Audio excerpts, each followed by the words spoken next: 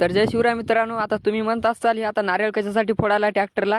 तर आज आपल्याला जायचं हिंगोलीला, आणि हिंगोलीला कशासाठी जायचं तर आपल्याला आणायला जायचं वखर. आणि नंतर 380च्या स्पीडनं झालो हिंगोलीच्या दिशेने रवाना. आणि नंतर कच्चा रोड तर संपला, पण आता लागला होता हवे.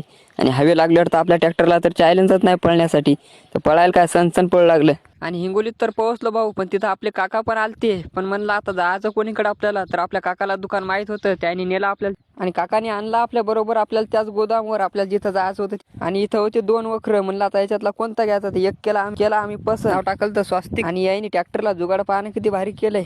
आणि इकडे पप्पान बिल बी तयार केलं.